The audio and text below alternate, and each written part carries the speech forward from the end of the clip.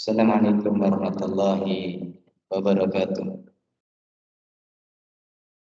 Innal hamdalillah nahmaduhu wa nasta'inuhu wa nastaghfiruh. Wa na'udzu billahi min shururi anfusina wa sayyiati a'malina. May yahdihillahu fala mudilla lahu wa may yudlil falan tajida lahu waliyyan mursyida. Asyhadu an la ilaha illallah wahdahu la syarika lahu. Asyhadu anna Muhammadan abduhu wa rasuluh alladzi la nabiyya ba'da. Ya ayyuhalladzina amanu taqullaha haqqa tuqatih wa la tamutunna illa wa antum muslimun. Ya ayyuhan nas ittaqu rabbakum alladzi khalaqakum min nafsin wahidah wa khalaqa minha zawjaha wa batha minkum rijalan katsiran wa nisaa'a wattaqullaha alladzi tasaaluna bihi wal arham innallaha kana 'alaikum raqiba. Ya ayyuhalladzina amanu taqullaha wa qulu qawlan sadida yuslih lakum a'malakum wa yaghfir lakum dhunubakum wa may yuti'illaha wa rasulahu faqad faza fawzan 'azima. Summa ba'd. Alhamdulillah, kita melanjutkan pembahasan dari harumat istahana biha katsir minan nas.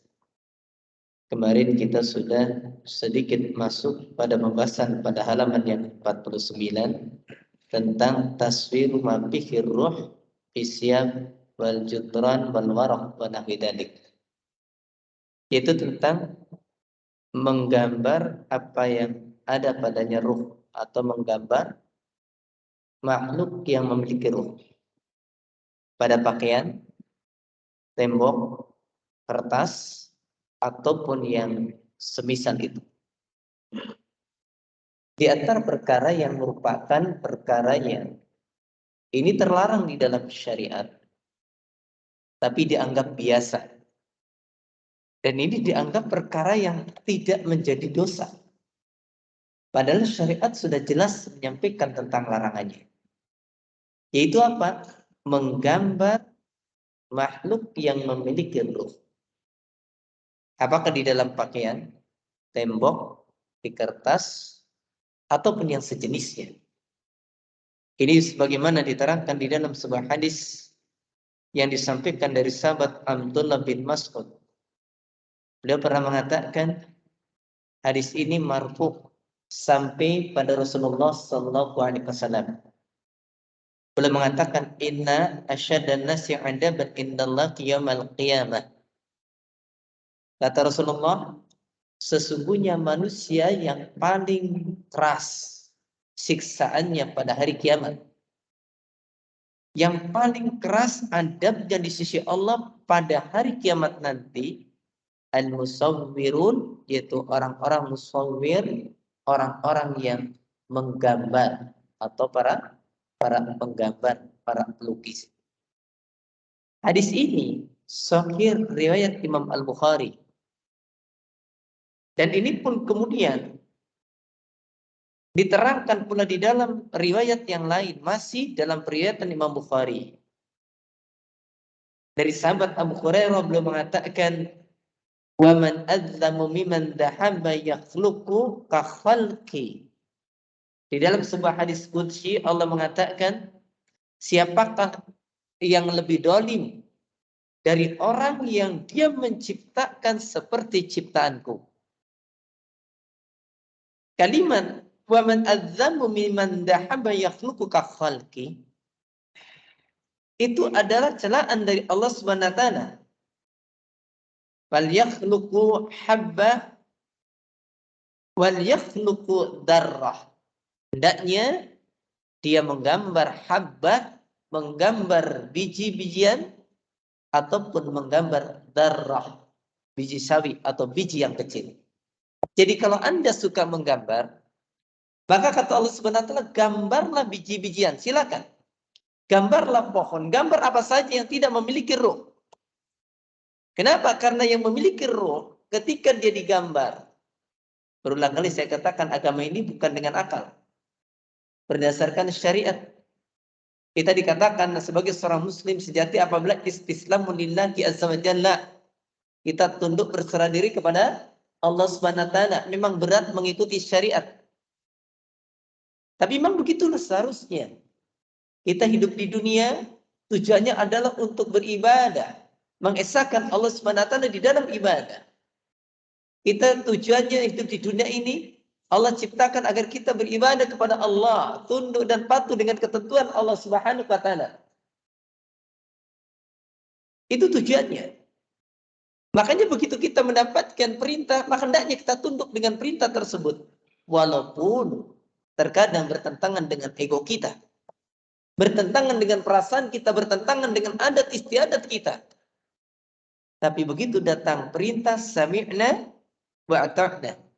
Kami dengar dan kami taat. Maka begitu pun berkaitan tentang surah ini. Berkaitan dengan gambar. Saya yakin ini perkara yang berat. Kenapa? Karena hampir sebagian besar kehidupan kita tidak lepas dari gambar. Oleh sebab itu kita perlu belajar dan perlu memahami gambar mana yang dilarang dan gambar mana yang tidak dilarang. Tadi sudah disampaikan yang pertama, gambar itu dilarang adalah gambar yang memiliki roh. Gambar yang memiliki roh. Lalu kemudian kita lanjutkan. Hadis ini pun diriwayatkan oleh Imam Al-Bukhari. Silakan lihat di dalam kitab Fathul Bari juz yang ke-10 halaman 385. Wa 'an Ibnu Abbas radhiyallahu anhu marfu'an. Kemudian dari Abdullah bin Abbas juga secara marfu beliau mengatakan kullu musawwirin finnar. Setiap orang yang menggambar atau tukang gambar itu di neraka. Ngeri ya. Orang jangan bilang, wah hanya gara-gara gambar di neraka. Ikhwah, dahulu ingat ketika saya menyampaikan, entah tahun berapa lupa saya sendiri. Ketika menyampaikan di dalam majelis Jumat di sini, di mimbar sini. Ketika di dalam sebuah hadis yang diceritakan tentang, ini pernah ya dipermasalahkan gara-gara apa? Gara-gara lalat kok orang bisa masuk neraka. Hanya gara-gara membunuh lalat. Orang menganggapnya, masa sih gara-gara membunuh lalat kok masuk neraka? Ikhwah, bukan masalah membunuhnya, ikhwah. Bukan masalah membunuhnya saja. Mungkin kita melihat lalatnya kecil. Tidak ada artinya. Ternyata hadis tentang membunuh lalat itu, ada dua orang sedang berjalan, melewati satu daerah. Lalu kemudian daerah tersebut, di tengah jalan mereka disetop oleh penduduk negeri tersebut. Maka kata penduduk negeri sana, Anda boleh melewati negeri kami jika Anda kemudian berkurban untuk berhala kami, yaitu berhala yang ada di depan negeri mereka. Lalu kemudian kata penduduknya, karena melihat musafir itu tidak membawa apa-apa, maka mereka mengatakan berkurbanlah walaupun dengan dubang, walaupun dengan seekor lalat. Akhirnya apa? Yang satu dia kemudian cari lalat, tepuk, dikasihkan, dikurbankan untuk berhala tersebut. Akhirnya dia dibolehkan untuk melanjutkan perjalanan. Kata Rasul, huwa finnar, dia di neraka. Dia di neraka, alasannya gara-gara lalat kan. Begitu pula ketika kemudian ternyata yang satunya dia tidak mau, walaupun dengan seekor lalat. Lalu kemudian apa yang dia lakukan? Dia menolak. Akhirnya dia pun dibunuh dan dia pun kemudian mati. Lalu Rasul mengatakan, wa fil jannah, dia berada dalam surga Allah Subhanahu wa taala. Lihat, hanya gara-gara lalat. Tapi masalahnya bukan itu, karena perintah Allah kita itu dilarang untuk mempersekutukan Allah. Itu masalahnya. Bukan masalah lalatnya besar kecilnya, tidak, ikhwah. Andaikan kita ini misalkan, andaikan orang dia berkurban dengan sebuah atau seekor kutu lebih kecil dari lalat, atau seekor nyamuk, ketika dia itu salah caranya, ketika dia itu melanggar syariatnya, wajar jika mendapatkan hukuman dari Allah Subhanahu wa taala karena bicaranya perintahnya. Kita tidak bicara tentang gambarnya, kita bicara yang melarangnya siapa. Itu masalahnya. Ya, karena agama itu nggak bisa diakal-akalkan oleh kita. Ada dalilnya kita ikuti, tidak ada dalilnya nggak usah ikuti. Sederhana kan? Sederhana. Enak, walaupun kadang perasaan kita nggak enak. Kalau bicara perasaan kita nggak enak, Pak. Semua orang itu akan nggak enak, saya yakin. Lihat, kalau kita bicaranya enak dan tidak enak, kita harus kembali pada kisahnya Luqmanul Hakim. Sering saya ceritakan bagaimana Luqmanul Hakim itu ketika mengajari anaknya tentang beragama, dia bawa anaknya, dia bawa keledai. Masih ingat kan? Bawa keledai, kemudian dibawa keledai tersebut dituntun dengan anaknya. Wahai anakku, aku akan ajarkan engkau tentang agama. Lalu dibawalah keledai tersebut. Melewati satu kampung, orang-orang kampung bilang, dasar orang ya, aneh. Kenapa ada keledai malah dituntun, tidak dinaikin. Maka kemudian di sana Luqmanul Hakim mengatakan, anakku, kata orang sini kita salah. Ya, kalau gitu biarlah bapak yang naik keledai ini. Karena keledainya nggak bisa naikin oleh dua orang. Bapaknya naik. Jalan lewat kampung kedua, kita tahu ceritanya. Kata orang kampung kedua, dasar orang tua nggak tahu diri. Anaknya yang kecil suruh nuntun keledai, dianya enak-enak di atas keledainya. Akhirnya Luqmanul Hakim bilang, anakku, kata orang sini kita salah. Engkau lah yang naik. Anaknya yang naik. Begitu anak yang naik jalan. Lalu kemudian ketemu kampung yang ketiga. Kata orang kampung, dasar anak durhaka. Ya, kasihan kan? Dasar anak durhaka katanya. Bapaknya yang tua malah suruh menuntun keledai. Dia enak-enakan di atas keledainya. Akhirnya kata Luqmanul Hakim, anakku kita salah lagi. Kalau begitu mari keledainya kita panggul berdua. Keledainya dipanggul berdua. Datang ke negeri keempat, kata orang dasar sudah gila. Keledai malah diangkat. Lalu kemudian kata Luqmanul Hakim, kita salah lagi. Lalu anaknya bertanya, wahai bapakku, apa yang akan kau ajarkan padaku? Luqmanul Hakim mengajarkan sesuatu yang indah, kata beliau, begitulah dalam beragama. Kalau kita beragama menurut apa kata orang, menurut sudut pandang manusia, menurut pendapat orang, setiap orang akan berbeda pendapatnya. Dan kita akan kebingungan di dalam beragama. Tapi kalau beragama itu menurut dasarnya karena Allah dan Rasulnya, selesai sudah. Hitam-hitam, putih-putih, selesai. Kita tidak akan bicara tentang perasaan. Kita tidak akan bicara tentang adat istiadat. Kita tidak akan bicara tentang perkara-perkara yang kemudian ini berselisih dengan syariat. Dan hidup kita nyaman. Yang susah itu yang mengikuti apa kata orang. Kalau hidup kata banyak orang, kita itu kalau hidup pengen seperti apa kata orang, kita akan pusing. Betul enggak? Ini diomong, begini diomong, begini diomong. Tapi kita harus hidup apa kata Allah Subhanahu wa ta'ala. Karena Allah lah yang memberikan kita hidup. Begitu pula dalam masalah ini.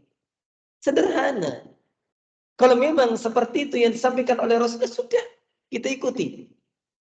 Kalau Ustaz ya nanti nggak rame. Rame nggak rame itu relatif, ikhwah. Ada orang beranggapan kalau hajatan tidak nanggap organ tunggal nggak rame. Betul enggak? Anda dapati beberapa orang justru terganggu ketika dia datang ke hajatan ada organ tunggal. Kenapa? Dia makan berisi. Dia ngomong dengan temannya akhirnya teriak-teriak. Dia ribut kan. Udah gitu pusing dengan orang yang ikut nyanyi. Ada yang seperti itu. Tapi ada di satu hajatan, resepsi ternyata nggak ada organ tunggal. Kemudian sepi. Orang malah asik makan sambil bercengkrama dengan temannya. Makan sambil ngobrol dengan temannya. Lama nggak ketemu di hajatan. Rame enggak? Rame. Tapi ramenya manfaat. Masya Allah. Itulah syariat. Indah ikhwan. Ya. Jadi kita lihat sini. Maka di sini pun dikatakan bahasanya kullu musawwir finnar. Setiap tukang gambar itu di neraka. Tadi sudah dikasih batasan. Tukang gambarnya adalah tukang gambar yang memiliki ruh. Yang memiliki nyawa. Yuj'alul lahu bikulli surah. Kemudian dijadikan bagi dia setiap gambar yang dia buat. Bikulli suratin sawarah. Maka dijadikanlah setiap gambar yang dia buat, yang dia gambar, nafsan. Dikasih jiwa. Batu adab bi jahannam. Kemudian dia diadab di neraka jahannam. Maka qala Ibnu Abbas, kemudian Abdullah bin Abbas beliau berkata, in kunta labuda fa'ilan. Jika engkau mesti melakukan itu, jika engkau mesti pengen menggambar, kata Ibnu Abbas, fasna'is sajar wa manaruha fi. Ini jelas kalimatnya. Maka gambarlah pohon, buatlah pohon, atau apa saja yang tidak memiliki ruh. Jelas kan? Ini penjelasannya. Itu bisa dilihat di dalam hadis yang sahih riwayat Imam Muslim, hadis yang ke-1671. Ya. Jadi yang dibatasi, yang dilarang itu adalah menggambar yang tidak ada ruhnya. Kalau bilang Ustaz, ya susah ya. Kata siapa susah? Dahulu saya waktu SD pertama dikenalkan gambar itu adalah gunung, pemandangan, sungai, matahari. Betul nggak? Dari kecil kita nggak diajarkan gambar orang dulu kan? Enggak. Pertama gambar itu ya pemandangan. Karena fitrahnya orang itu senang dengan pemandangan. Buktinya apa? Orang jauh-jauh dari kota datang ke desa hanya nyari apa? Pemandangan. Kenapa tidak gambar pemandangan yang indah? Kenapa harus gambar kemudian penyanyi? Kenapa harus gambar kemudian tokoh-tokoh idola-idola mereka dari kalangan selebritis? Untuk apa? Pemandangan bikin adem. Kan itu ya? Nikmat. Gambar air terjun, gambar gunung, gambar matahari, gambar bulan, gambar bintang, gambar ruang angkasa.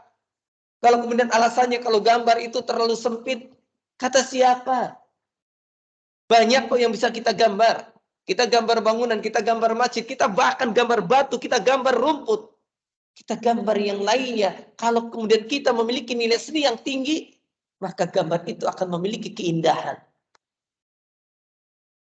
Jadi banyak. Kenapa mencari yang susah? Karena kita ini heran. Yang halal banyak, nyari yang haram. Kan gitu kan? Yang halal banyak, nyari yang haram. Sudah tahu punya istri. Halal. Senyumnya saja kita pada istri kita. Sedekah. Kita memberikan kemudian makan pada anak istri kita. Memberi makan. Infak terbaik. Tetap saja selingkuh. Ngasih pada selingkuhan. Pahala enggak? Dia jadi pahala, malah jadi dosa. Tapi kenapa orang malah nyari selingkuhan? Yang halal ada. Selingkuhan yang dicari yang haram. Keren heran. Banyak di antara kita ini yang memang sulit untuk mencari yang halal. Padahal yang halal itu banyak. Nyarinya mana yang haram. Lalu kemudian di sini pun diterangkan pula. Bahasanya fahadikil hadis dalatun ala tahrimis suar dawatil arwah minal adamiyin wasairil hayawanat mimman lakudinun awlaysa lakudinun. Maka hadis-hadis ini, hadis dari Abdullah bin Mas'ud, hadis dari sahabat Abu Hurairah, hadis dari sahabat Abdullah bin Abbas. Dua hadis yang pertama diriwayatkan oleh Imam Bukhari, hadis yang ketiga diriwayatkan oleh Imam Muslim. Maka ini semuanya itu dalatun ala tahrimis suwari dawatil arwah. Ini semuanya menunjukkan atas pengharaman gambar-gambar yang memiliki ruh. Minal adamiyin, ya, dari anak Adam, gambar manusia. Wasairil hayawanat, gambar-gambar binatang. Seluruh binatang, mimalakud dilun, yang dia memiliki dilun, memiliki bayangan.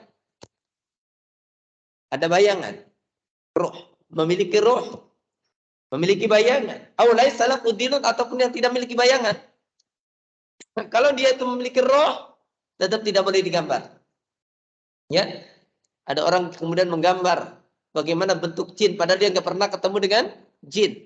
Dibikinlah jin. Ada orang kemudian membuat seton. Dibikinlah seton itu gara-gara mendengar hadis Rasul, seton memiliki tanduk. Matahari itu terbenam di antara dua tanduk seton, terbit di antara dua tanduk seton. Maka dibikinlah gambar setan bertanduk versi manusia. Pertanyaannya, betulkah seperti itu setan bertanduk itu? Kan kita tidak tahu. Yang lebih anehnya, tanduknya setan disamakan dengan tanduk kambing. Kan heran kan? Orang kita ini imajinasinya kan terbatas. Menggambar sayap malaikat digambar seperti sayapnya burung. Coba bayangkan, sayap burung itu sepasang, ikhwah. Kalau sayap malaikat itu 3, 5, nah gimana coba gambarnya? Kan susah yang seperti itu. Tapi yang jelas, yang memiliki nyawa, yang memiliki ruh, jangan digambarkan. Sawa'un kanat matbu'ah au marsumah, sama saja apakah itu dicetak atau digambar, au mahfurah ataupun dipahat, ya, au manqusah ataupun manqusyah ataupun diukir, ya, au manhutah au masbubah bil qawanib, atau juga dengan dipahat atau dengan cetakan patung, sama aja. Itu tidak boleh. Wadalik, ataupun semisal itu. Intinya apa saja, kalau dia itu makhluk bernyawa, mau dengan gambar, cetak, mau dengan pahat, mau dengan lukis, mau dengan alat-alat, misalkan ada cetakan, pabrik bikin boneka. Makhluk bernyawa, jangan. Apa saja alatnya? Ya, yang seperti itu. Wal ahaditsu fi tahrimi suwar tashmalu dalika kullah. Dan hadis-hadis tentang pengharaman gambar ini itu mencakup itu semuanya. Begitu kata pada Husain Muhammad bin Shalih al-Munajjid. Wal muslimu yastaslimu lin nususi syar'i. Maka dikatakan muslim itu dia hendaknya tunduk patuh dengan nas-nas syariat. Wala yujadilu, tidak boleh membantah, tidak boleh mendebat. Nas syariat, ada dalil, ikuti. Jangan ada dalil, dikorek-korek, dipaling-palingkan. Jangan. Muslim itu, ya, itu dia tunduk berserah diri kepada syariat Allah Subhanahu wa taala. Fayaqul, maka dia kemudian mengatakan, anna la'buduha wal asjudu laha. Jangan kemudian membantah dalil dengan alasan saya menggambar ini bukan untuk diibadahi, bukan untuk sujud pada gambar tersebut. Beli patung, beli gambar, bukan untuk itu, bukan untuk diibadahi, bukan untuk sujud. Jangan bantah dengan kalimat seperti itu. Karena pengharamannya itu bukan untuk diibadahi, bukan untuk disujudi, tapi memang pengharamannya terpisah. Adapun kalau diibadahi, disujudi, itu sudah jelas jatuh dalam kesyirikan. Beda kan? Menggambar makhluk bernyawanya saja jatuhnya dalam pengharaman. Adapun kalau Anda mengibadahi, kalau Anda bersujud, maka itu jatuh pada kesyirikan. Jauh lebih berat. Jadi nggak bisa disamakan, ikhwan. Jangan berkela, jangan kemudian membantah, jangan mendebat dengan dalil, saya tidak menyembahnya, saya tidak mengibadahinya. Karena larangan ini adalah larangan yang bersifat umum. Artinya, mau diibadahi, mau tidak, hukum asal haram. Kalau diibadahi, jelas syirik itu namanya. Pengharamannya jauh lebih besar. dibandingkan dengan yang tidak diibadahi. Walau nazar al-akilu bi'aini bil basirah wa ta'amul bi mafsalah wahidah fahar. Dan seandainya orang yang berakal dia memperhatikan saja dengan pandangan yang penuh dengan basirah, ya, dia memperhatikan, dia kemudian memikirkan tentang mafsadat satu saja, mafsadatnya, tentang keburukannya, dampak jelek, ada gambar. Apa? Yaitu dikatakan li syuyu'in taswir bi asrina, tentang tersebarnya gambar-gambar di zaman kita ini. Li'arrafa syai'an minal hikmah bi hadikis syariah. Maka niscaya dia akan mengetahui dari hikmah pensyariatan ini. Hikmah pensyariatan. Kalau kita mau tahu saja, mau memikirkan saja, dampak buruknya saja, mafsadatnya saja, pasti dia akan tahu hikmah di balik pelarangan adanya gambar tersebut. Sekarang saya tanya, penyimpangan-penyimpangan terjadi dengan sebab apa? Gambar. Betul tidak? Orang terjatuh diantaranya dalam kasus pelecehan seksual, asusila. Dari mana awalnya? Dari mana? Dari gambar. Betul kan? Dari gambar dulu asalnya. Makanya orang-orang kafir menghancurkan kaum muslimin dengan apa? Dengan gambar. Seperti itu. Seandainya kita pikirkan satu saja, nggak usah banyak-banyak. Belum yang lainnya. Lalu kemudian pula dikatakan, indama ja'at bitahrimi taswir, ya, tatkala telah datang tentang pengharaman gambar, maka waqwa mahassala minal fasadil andim, yang dia itu akan menghasilkan kerusakan yang besar, min isaratil gharaiz wa sawranil sahwat, itu dalam merusak perilaku manusia dan dalam rangka mengobarkan syahwat. Perhatikan saja, gambar itulah di antara sebab yang merusak tabiat manusia, merusak karakter manusia, termasuk pula di antaranya yang akan mampu mengobarkan syahwat itu, menggelorakan syahwat. Dari mana? Dari gambar. Dari gambar. Susah. Sekarang gini, kita nggak usah jauh-jauh lah. Bahasanya, ya kita juga tahu dampak negatifnya. Mungkin ada anak yang kemudian dia hanya di rumah saja, nggak kemana-mana sih. Dia nggak kemana-mana, nggak gaul dengan siapapun. Di rumah, pulang sekolah masuk kamar, pulang sekolah masuk kamar. Tapi dia dikasih pegangan HP. Pertanyaannya, ada nggak kemungkinan dia rusak? Ada, Ikhwan.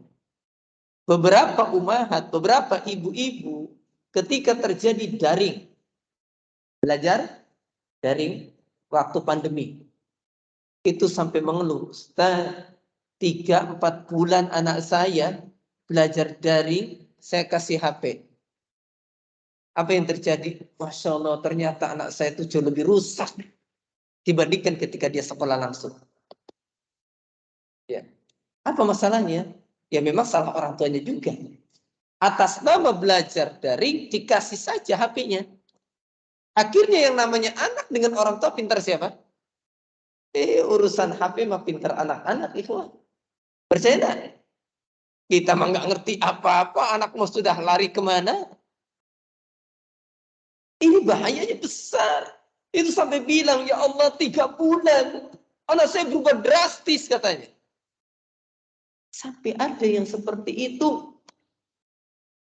Gara-gara apa? HP. Gara-gara gambar. Oh, jangankan gambar-gambar yang itu. Dikasih game saja anak kita kan anteng kan? Anteng. Makanya anak-anak kita sekarang, generasi sekarang banyak yang lemes. Kenapa? Anak zaman dahulu Pak, yang namanya main ya kaki jalan. Tangan jalan. Apa jalan kan? Mereka lari-lari, mereka main apa saja, gerak badannya. Anak zaman sekarang, diem, anteng, dikasih HP. Betul kan? Gak ada yang gerak. Badannya gak ada yang gerak. Ikhwan. kaki nggak gerak, tangan nggak gerak, keluar-keluar masih kecil matanya, sudah disambung dengan apa? Kacamata. Disangkanya banyak belajar, nggak taunya banyak nonton game. Nah, itu. Nah ini kerusakan-kerusakan itu banyak itu. Apalagi kalau kemudian gambar-gambar yang tidak baik. Kemudian dikatakan bal al-wusul ila wuqu'i fil fawahis bisababis surah. Bisababis suar. Maka bahkan sampai pada terjadi adanya perzinahan itu dengan sebab dari gambar-gambar. Anak-anak berzina, sekarang anak-anak itu banyak. Zaman dahulu Pak, yang namanya kecelakaan sebelum nikah banyak nggak? Sedikit. Sekarang itu seperti lumrah. Walaupun sebenarnya kan nggak lumrah kan? Nggak lumrah, tapi seperti dianggap biasa. Tahu-tahu nikah 5 bulan, lahiran. Tahu-tahu baru nikah 4 bulan, lahiran. Banyak kejadian seperti itu. Dan ini berat ikhwah. Banyak terjadi seperti itu karena apa? Karena gambar asalnya. Dari situ saja kita sudah merasakan kok dampaknya dahsyat. Coba seandainya semua orang itu taat dengan aturan syariat. Tidak ada gambar. Yang ada adalah gambar pohon. Yang ada adalah gambar yang misalkan gambar kendaraan. Yang ada adalah gambar pemandangan. Kira-kira terjadi nggak? Penyimpangan-penyimpangan seperti itu. Insya Allah tidak akan terjadi. Kalau kemudian yang dimunculkan adalah gambar-gambar yang baik. Gambar-gambar yang tidak memiliki roh. Insya Allah tidak terjadi adanya penyimpangan-penyimpangan seperti yang terjadi sekarang ini. Wa yanbaghi 'alal muslim an la yahtafidha fi baitihi biswar lidawatil arwah. Dan sudah semestinya bagi setiap muslim untuk tidak menyimpan di rumahnya gambar-gambar yang memiliki roh. Hatta la yakuna dalika sababan bi imtina'il malaikah an dukhuli baitihi. Sehingga ini tidak menjadikan sebab tertahannya malaikat masuk ke dalam rumahnya. Jadi bagi kita ini, selain gambar itu memiliki dampak yang negatif, dampak yang kurang positif, ini gambar yang memiliki apa tadi? Ruh. Juga yang menjadikan sebab malaikat tidak masuk ke rumah. Malaikat tidak masuk ke dalam rumah. Tercegahnya malaikat masuk ke dalam rumah kita diantaranya karena gambar yang memiliki roh. Tapi nanti ada ya, malaikat yang dimaksud malaikat apa? Malaikat rahmat. Malaikat rahmat. Karena ada orang yang kemudian entah dia itu nggak ngerti, entah karena mungkin emosi atau apa, pernah mengatakan kata siapa? Gambar itu menghalangi malaikat masuk ke dalam rumah. Kata siapa? Jelas hadis Rasul kok kata siapa? Katanya buktinya banyak orang yang rumahnya banyak gambarnya, bahkan orang-orang kafir banyak gambarnya bisa mati. Berarti malaikat maut bisa datang ke rumah katanya. Kalau memang bisa dihalangi malaikat dari datang ke rumah, udah aja kasih gambar biar nggak ada yang mati. Baca hadisnya belum tamat. Kalau malaikat maut mah di mana-mana juga, kalau waktunya mati ya mati. Mau semuanya ditempelin gambar juga sama. Yang tidak masuk ke dalam ini, itu apa? Yaitu malaikat rahmatnya. Malaikat rahmat. Ini sebagaimana dikatakan di dalam sebuah hadis dari Rasulullah SAW, dia mengatakan la tadkhulu malaika baitan fihi kalbun wala tasawir. Di sana dikatakan sungguhnya malaikat itu tidak akan masuk ke dalam rumah yang di sana ada anjing dan ada gambar-gambar. Nah, di sini diriwayatkan Imam Bukhari, bisa dilihat di dalam Kitab Fathul Bari juz yang ke-10 halaman 380. Nah, kalau kita lihat di sini ternyata kita dapati Masya Allah yang namanya gambar ternyata bisa menjadikan penghalang malaikat datang masuk ke dalam rumah mereka. Sekarang kalau kemudian malaikat tidak datang, artinya malaikat rahmat kemudian tidak masuk ke dalam rumah kita, itu menunjukkan rumah kita adalah rumah yang terhalang dari rahmat. Rugi kan? Rugi. Makanya pantas kalau banyak rumah-rumah zaman sekarang itu tidak membuat betah pemiliknya. Kenapa? Karena di sana rahmatnya tertahan. Bahkan bisa jadi keretakan rumah tangga gara-gara rumah itu tidak dirahmati. Ya kalau malaikat rahmatnya tidak masuk, kemudian rumah tadi jauh dari rahmat, yang masuk siapa nanti? Syaitan. Syaitan yang masuk nanti. Kalau syaitan masuk, aduh repot ikhwah.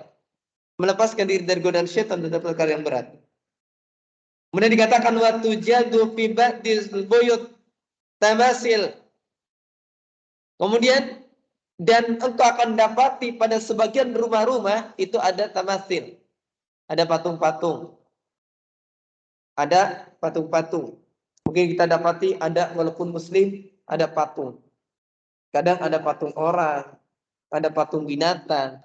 Bahkan yang lebih ironis lagi patung-patung dewa yang disembah oleh agama lain. Itu kadang ada. Ya, ini yang khawatir. Ini Masya Allah. Kemudian ba'duka lima budatil kufar, bahkan sebagiannya ada yang diibadahi oleh orang-orang kafir. Patung dewa, patung yang disucikan, patung yang dikultuskan oleh orang-orang kafir ada di dalam rumah. Tudau ala annahatu habbu wa minaz zina. Bahasanya diletakkan untuk sebagai pajangan, untuk dipajang dan dijadikan sebagai hiasan. Gambar depan rumah, dibikin patung penjaga rumah. Disangkanya kayak piramid. Kan piramid ada spingnya ya. Barangkali dikasih lagi gambar patung. Masuk ke rumah, kemudian di kanan kiri pintunya ada gambar badannya gede bawa apa? Bawa gada. Ya, daripada cari patung mending nyewa satpam kan? Terus sudah jelas memberikan lapangan kerja juga lebih aman. Jangan dikasih patung. Malaikat rahmatnya tidak masuk. Kalau petugas keamanan kan enak. Kitanya juga nyaman. Itu. Masya Allah. Seperti itu. Kemudian dikatakan Pak Hadik hurimatha asyadu min ghariha. Maka ini kalau patung itu adalah patung yang disembah, diibadahi oleh orang-orang kafir. Walaupun kita tidak mengibadahi. Keharamannya ini lebih hebat dari selainnya. Kalau hanya patung burung dan sebagainya, itu juga terlarang. Tapi kemudian lebih terlarang lagi patung yang di sana diibadahi oleh makhluk atau oleh agama lain. Itu yang terlarang. Kemudian dikatakan pula di sini, wa kadzalika suwarul mu'allaqah asyadu min ghairil mu'allaqah. Demikian pula gambar yang digantungkan, ditempelkan di tembok, itu lebih besar, dosanya lebih besar, lebih berat, lebih hebat dibandingkan dengan yang tidak digantung. Lalu kemudian dikatakan pula pakam afadat ila ta'dim, bahkan tidak sedikit ini menyebabkan sampai terjadinya takdim, pengkultusan. Ini yang naudzubillah min dzalik. Beli gambar patung kemudian dikultuskan. Ya ini musibah. Bahkan jaddadat min ahzan, dan terkadang berapa banyak pula yang ini menambah atau membuka luka lama yang menyedihkan. Gambar, kemudian foto kenangan ditempel, ya, kenangan ditempel, kemudian ternyata ini meninggalkan luka yang lama, maka dibuang saja, tinggalkan. Berapa banyak yang seperti itu? Wa kam adat ila tafakkur, dan berapa banyak pula kemudian gambar-gambar yang menimbulkan kesombongan. Foto bareng dengan pejabat, pembesar, pajak. Betul enggak? Timbulkan kesombongan. Mas siapa? Oh, ini Pak Jenderal Anu. Itu teman saya itu. Sombong enggak tuh? Sombong. Timbul kesombongan. Dilihat lagi, wah Masya Allah. Ini Mas lagi di wisuda? Iya, ini S3. Saya waktu S3. Masya Allah. Ya S3. SD, SMP, SMA. Lagi wisuda S3 ini. Banyak kan yang begitu kan? Foto wisuda ditempel. Ada yang begitu? Ada. Atau ditempel dia ketika bertemu dengan misalkan ulama besar. Padahal cuma lagi ulama itu misalkan lagi lewat, kemudian kita minta foto, dipajang, ikhwah. Bangga? Jadi kebanggaan. Kalau yang senang olahraga, tokoh olahraga terkenal. Ada pemain bola terkenal, foto bareng, spread, simpan. Kelihatan kan? Yang seperti ini, ikhwah, menimbulkan kesombongan. Maka kemudian dikatakan wala yuqallu aswarni dzikra. Maka tidak boleh dikatakan sudahlah, gambar ini hanya untuk kenangan, untuk pengingat saja. Ya. Itulah sebabnya kenapa diantaranya larangan kita itu untuk menyimpan gambar-gambar orang yang sudah meninggal. Itu kan diantaranya kan? Ya. Itu hanya menimbulkan luka. Lalu kemudian dikatakan pula diantaranya fa inna dzikra al-haqiqiyah fil qalbi. Maka sungguhnya kenangan yang hakiki itu adanya di dalam hati. Min azizin au qaribin, dari orang yang mulia ataupun orang yang dekat dengan kita. Bukan ditampakkan lewat gambar, bukan ditampakkan lewat kemudian lukisan, bukan ditampakkan lewat patung, bukan. Kita memuliakan para nabi, kita muliakan para ulama, bukan kemudian kita aplikasikan lewat gambar-gambar, lewat foto-foto ataupun lewat patung-patung.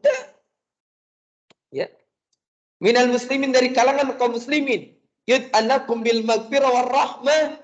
Maka hendaknya mengenang itu dengan memohonkan doa ampunan dan rahmat kepada Allah Subhanahu wa taala. Kita punya kenangan dengan orang tua kita, maka enggak perlulah kemudian orang tua kita dipajang fotonya. Untuk pengingat kita enggak perlu. Itu adalah masa lalu. Sudah. Kenanglah dia di dalam setiap doa kita. Itu yang benar. Lalu kemudian di sini pun dikatakan sudah istirahat. Oh, 2 menit lagi. Kayak ada yang ada gitu. Maka payan bagil ikhraju kuliswar. Maka dikatakan, maka sudah semestinya ikhraju kulli suratin, itu hendaknya mengeluarkan setiap gambar-gambar atau tamsuha atau menghapusnya. Allahumma illa makana asiran ma fihi minal masyaqqatil balighah. Maka kecuali, ya, ini sebuah hal yang berat, kecuali di sana ada sesuatu yang asiran, yang susah, yang wafiki masyaqqatun balighah, yang di sana ada kesulitan yang sangat tampak, sangat nyata. Sulit. Sebagai contoh paling mudah, misalkan kita punya buku-buku panduan, ada gambar yang kemudian nggak mungkin kita sobek, ya kan? Punya buku-buku anak sekolah sekarang banyak gambar kan? Keder kita, masa bukunya disobekin tiap halaman? Dan tidak mungkin. Depannya kita sobek, belakangnya ada tulisan.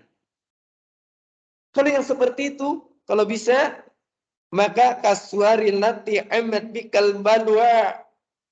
Seperti gambar yang di sana, ya, mencakup tentang musibah. Ada bencana alam, ada foto kan? Ada mayat yang mati kan foto. Enggak mungkin kan kemudian untuk ini saudara-saudara siapa yang merasa kehilangan, nih ada jenazah, ditutupi wajahnya. Loh, kita kenalnya dari mana? Kan begitu kan? Kalau seperti itu foto yakin sampaikan ini loh wajahnya, yang meninggal ini. Ada kan? Yang kecelakaan ini, yang kena musibah longsor ini, yang kena gempa ini. Nah kalau ditutupi nggak akan kelihatan nantinya. Kalau seperti itu perlu silahkan, tidak apa-apa. Atau alal mu'allabati, atau juga gambar-gambar yang ada pada kaleng-kaleng. Kaleng-kaleng makanan, kaleng ini kan nggak mungkin kan kita buang kan? Susah. Ya ini yang paling susah sebenarnya. Ya. Waswar fil qawamis, atau gambar-gambar dalam komus. Ada gambar komus, gambar gajah, bahasa Arabnya fil misalkan. Kemudian gajahnya ditutup. Kan anak keder, mana gambar gajahnya? Nah, itu diantara yang disampaikan di dalam masalah ini. Mudah-mudahan dengan sedikit, ya, apa yang disampaikan dalam penjelasan ini bisa memberikan faedah dan manfaat khususnya bagi Anda yang menyampaikan dan umumnya bagi yang hadir dan mendengarkan. Tapi itu saja yang bisa Anda sampaikan. Wallahu a'lam bishawab. Subhanakallahumma bihamdika asyhadu an la ilaha illa anta astaghfiruka wa atubu ilaik. Akhir da'wana alhamdulillahi rabbil alamin. Assalamualaikum warahmatullahi wabarakatuh.